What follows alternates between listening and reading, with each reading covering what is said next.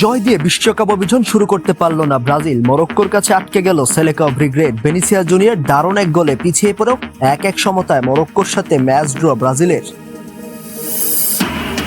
শেষ মুহূর্তের গোলে সুইজারল্যান্ডকে স্তব্ধ করে মুসলিম বিশ্বের প্রতিনিধি দল কাতারে প্রথম পয়েন্ট। সান ফ্রান্সিসকোর বে এরিয়া স্টেডিয়ামে 94 মিনিটে বোয়ালেম খুকির গোলে 1-1 গোলে ড্র করে মাঠ ছাড়ে এশিয়ার জায়ান্ট।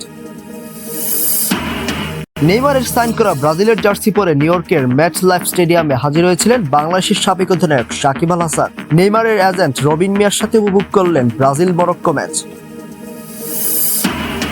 অস্ট্রেলিয়াকে প্রথমবারের মতো হোয়াইট হাউসের সুযোগ টাইগারদের। মিরাজের ইনজুরিতে দলের শেখ মেহেদী। অস্ট্রেলিয়ার বিপক্ষে সিরিজ জয়ে 2 কোটি টাকা বোনাস পাচ্ছেন মেহেদী হাসান মিরাজ বাহিনী। চট্টগ্রামে হেনস্থার শিকার হয়ে কান্নায় ভেঙে পড়লেন ক্রিকেটার নাইম। 2 পুলিশ সদস্যকে সাময়িক বরখাস্ত। প্রতিবাদে সরব সতীর্থরা। নাইমের সঙ্গে যা হয়েছে কোনোভাবেই গ্রহণযোগ্য নয় বললেন বিসিবি সভাপতি তামিম ইকবাল। ব্রাজিলকে রুখে দিল মরক্কো। 1-1 গোলে ড্র হয়েছে ম্যাচ। 5 বারে বিশ্ব চ্যাম্পিয়নদের সাথে সমান তালে লড়েছে অ্যাটলাস লায়ন্স। নিউ ইয়র্কের নিউ জার্সি স্টেডিয়ামে সাইবারিক গোলে শুরুতে এগিয়ে গিয়েছিল মরক্কো, তবে 11 মিনিটের মধ্যে ভিনিসিয়াস জুনিয়রের নৈপুণ্যে সমতায় ফেরে সেলেসাওরা। 100 মিনিটের লড়াই শেষে 1-1 গোলের ড্র ব্রাজিলের। বিশ্বকাপ যাত্রা শুরুর 21 মিনিটে গোল হজম করলেও ভিনির অসাধারণ আক্রমণে কামব্যাক করে দলটা। নেইমারের একাদশে সুযোগ না হওয়ার দিনে ড্র নিয়ে সন্তুষ্ট থাকতে হয় এই দুই দলকে। শুরু থেকে ব্রাজিলকে রীতিমতো শাসন করেছে হাকিমের দল। প্রথম 10 মিনিটেই হাই প্রেসিং এর মাধ্যমে ব্রাজিলের রক্ষণভাগে ক্রমাগত চাপ সৃষ্টি করে উত্তর আফ্রিকার দেশটি। একের পর এক আক্রমণে তারা ব্রাজিলকে অস্বস্তিতে ফেলে দেয় এবং 2টি শটও নেয়। অন্যদিকে এই সময়ের মধ্যে ব্রাজিল একবারও লক্ষ্য শট করতে পারেনি। মরক্কোর সেই চাপের ফল আসে 21তম মিনিটে। ব্রাহিম দিয়াজের নিখুঁত ছোপরাজ ধরে ব্রাজিলের রক্ষণ ভাগ ভেঙে এগিয়ে যান ইসমাইল সাইবারি। পরে গোলরক্ষক এলিসনের মাথার উপর দিয়ে দুর্দান্ত এক চিপ শটে বল জলে পাঠিয়ে মরক্কোকে এগিয়ে দেন তিনি। হঠাৎই 1-0 ব্যবধানে পিছিয়ে পড়ে ব্রাজিল। গোল হজমের পর কিছুটা এলোমেলো হয়ে যায় সেলেসাওদের খেলা, তবে ধীরে ধীরে নিজেদের গুছিয়ে নেয় 5 বারের বিশ্ব চ্যাম্পিয়নরা। সমতায় ফেরার জন্য দরকার ছিল একজন পথ প্রদর্শকের, আর সেই দায়িত্ব নিজের কাছে তুলে নেন ভিনিসিয়াস জুনিয়র। 32তম মিনিটে বাঁ প্রান্ত দিয়ে মরক্কোর বক্সে ঢুকে এক ডিফেন্ডারকে কাটিয়ে দুর্দান্ত এক শটে জালের ঠিকানা খুঁজে নেন ব্রাজিলিয়ান এই তারকা। অনেকটা তার পরিচিত রিয়াল মাদ্রিদ স্টাইলে বাঁ দিক থেকে ভেতরে ঢুকে নিখুঁত ফিনিশিং। ব্রাজিলের জার্সিতে নিজের 50তম ম্যাচে গোল করে দলকে সমতায় ফেরান ভিনিসিয়াসের সেই দৃষ্টিনন্দন গোলে ম্যাচের স্কোর লাইন গিয়ে দাঁড়ায় 1-1, আর নতুন করে ম্যাচে ফেরে ব্রাজিল। 1-1 সমতায় থেকে প্রথমার্ধের সমাপ্তি দুই দেশের।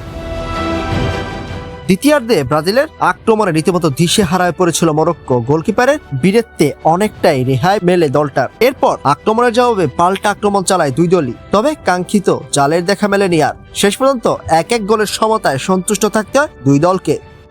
এদিকে বি গ্রুপে ইতিহাস গড়েছে কাতার। শেষ মুহূর্তের চমকে সুইজারল্যান্ডকে 1-1 গোলে রুখে দিয়েছে। প্রথমবার বিশ্ব আসরে পয়েন্ট তুলে নিয়েছে মধ্যপ্রাচ্যের দেশটি। সান ফ্রান্সিসকোর বে এরিয়া স্টেডিয়ামে শুরু থেকেই কাতারের উপর প্রভাব বিস্তার করে খেলে সুইজারল্যান্ড, যার রেস ধরে 17 মিনিটে পেনাল্টি আদায় করে নেয় সুইসরা। যদিও এই পেনাল্টি নিয়ে আছে বিতর্ক। সুইজারল্যান্ডের চোখে চোখ রেখে লড়াই মুসলিম বিশ্বের প্রতিনিধি দল কাতারের। ম্যাচের শেষ সময়ে লস টাইমেরও শেষ সময়ে গিয়ে দেখালেন কামব্যাক কাকে বলে, কত প্রকার ও কে কি। শুরুতেই এক বিতর্কিত পেনাল্টি থেকে পিছিয়ে পড়ে গত বিশ্বকাপের আয়োজক দেশ কাতার। পুরো ম্যাচে দাঁতে দাঁত চেপে লড়াই চালিয়ে যাওয়া দলটা শেষ মুহূর্তে রীতিমতো ঝলক দেখিয়ে দেয় গোটা বিশ্বকে। শেষ পর্যন্ত 1-1 গোলের ড্র নিয়ে মাঠ ছাড়তে হয় দলটিকে। সান ফ্রান্সিসকোতে ম্যাচের শুরু থেকেই আক্রমণ পাল্টা আক্রমণে জমে ওঠে লড়াই। প্রথম 10 মিনিটের মধ্যেই সুইজারল্যান্ড ও কাতার দুই দলই একটি করে দারুণ সুযোগ তৈরি করেছিল, তবে শেষ পর্যন্ত কেউই তা কাজে লাগাতে পারেনি। এরপর 13তম মিনিটে আসে ম্যাচের প্রথম বড় নাটকীয় মুহূর্ত। ব্রিল এমবোলোর শক্তিশালী হেড প্রতিহত হওয়ার পরে বলটি নিচে নামতেই সেটির দিকে দ্রুত ছুটে যান রেমো ফ্রয়লার। বলের নাগাল সবার আগে পেলেও কাতারের গোলরক্ষক মাহমুদ আবু নাদা তাকে ফাউল করে বসেন। ঘটনাটি চোখ এড়ায়নি রেফারির। সঙ্গে সঙ্গেই তিনি পেনাল্টির বাঁশি বাজান। 4 মিনিট পর 17তম মিনিটে স্পট কিক নিতে এসে কোনো ভুল করেনি এমবোলো। ঠান্ডা মাথায় বল জালে পাঠিয়ে সুইজারল্যান্ডকে এগিয়ে দেন তিনি।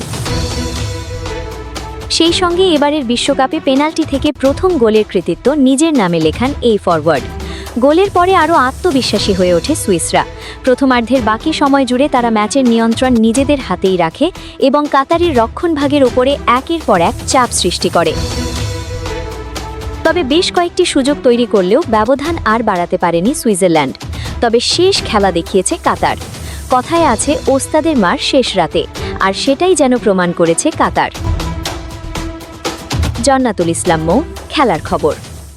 নাইম হাসানের ঘটনায় গভীর উদ্বেগ প্রকাশ করেছে বাংলাদেশ ক্রিকেট বোর্ড। ক্রিকেটারদের সংগঠন কোয়াবো বিবৃতি দিয়েছে। পাশাপাশি ব্যক্তিগতভাবেও এই ঘটনায় ক্ষোভ প্রকাশ করেছেন বিসিবি সভাপতি তামিম ইকবাল এবং অন্যান্য পরিচালকরাও। এবার এই ঘটনায় নিন্দা জানিয়েছেন নাইমের সতীর্থরাও। শুক্রবার রাতে ঢাকা প্রিমিয়ার লিগের ম্যাচ খেলে নিজ শহর চট্টগ্রামে ফিরছিলেন জাতীয় দলের ক্রিকেটার নাইম হাসান। সেখান থেকে বাসায় ফেরার পথে আইন শৃঙ্খলা রক্ষাকারী বাহিনীর সদস্যরা তাকে তুলে নিয়ে মারধর করে থানায় নিয়ে যান। এরপর নগরীর খুলশী থানায়ও হেনস্থার শিকার হয়েছেন এই অফ স্পিনার। এই ঘটনায় গভীর উদ্বেগ প্রকাশ করেছে বাংলাদেশ ক্রিকেট বোর্ড। ক্রিকেটারদের সংগঠন কুয়াবো বিবৃতি দিয়েছে। পাশাপাশি ব্যক্তিগতভাবেও এই ঘটনায় ক্ষোভ প্রকাশ করেছেন বিসিবি সভাপতি তামিম ইকবাল এবং অন্যান্য পরিচালকেরাও। ঘটনায় নিন্দা জানিয়েছেন তার সতীর্থরাও। সামাজিক যোগাযোগ মাধ্যমে এই ঘটনার প্রতিবাদ জানিয়ে সভাপতি তামিম ইকবাল লিখেছেন, নাইম তার সঙ্গে যোগাযোগ করার সাথে সাথে তিনি ব্যবস্থা নিয়েছেন। পাশাপাশি অন্য পরিচালকদেরও পাশে পেয়েছেন নাইম। সব ধরনের সহায়তার আশ্বাস দিয়েছেন বিসিবি ডিরেক্টররা। নাইমের সঙ্গে ঘটা ঘটনায় সুষ্ঠু বিচার চেয়ে মুশফিকুর রহিম লিখেছেন, এই ঘটনা তাকে ব্যথিত ও লজ্জিত করেছে। ঘটনার সুষ্ঠু তদন্ত ও দায়ীদের বিরুদ্ধে যথাযথ ব্যবস্থা নেয়ার দাবি জানিয়েছেন বাংলাদেশ দলের পেসার তাসকিন আহমেদ। বাংলাদেশ টি-20 দলের অধিনায়ক লিটন দাসকেও পাশে পাচ্ছেন নাইম। লিটন লিখেছেন, এই ঘটনা সম্পূর্ণ অগ্রহণযোগ্য। এদেশের কোনো নাগরিকেরই এমন আচরণ প্রাপ্য না। এই ঘটনায় বিচার চেয়েছেন মোসাদ্দেক, ইমন, মেহেদিদের মতো বর্তমান ক্রিকেটার থেকে শুরু করে আশরাফুল, হান্নান, নাজমুলদের মতো সাবেক ক্রিকেটাররা। ঘটনাটি সামাজিক যোগাযোগ মাধ্যম ও গণমাধ্যমে ব্যাপক আলোচনার জন্ম দিয়েছে। নাইম বর্তমানে চট্টগ্রামের একটি হাসপাতালে চিকিৎসা নেওয়ার পর নিজ বাসায় আছেন। যদিও এরই মধ্যে ঘটনার সঙ্গে জড়িত 2 পুলিশ সদস্যকে সাময়িক বরখাস্ত করেছে চট্টগ্রাম মেট্রোপলিটন পুলিশ। তাছাড়া ঘটনাটি তদন্তে 3 সদস্যের একটি কমিটি গঠন করা হয়েছে।